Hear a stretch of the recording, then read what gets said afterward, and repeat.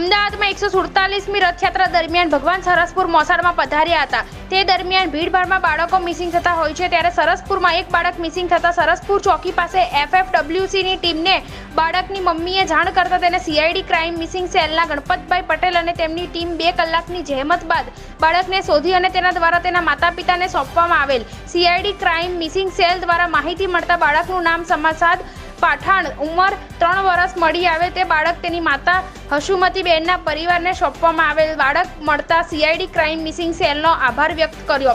Reporter Lilabhai Parmar.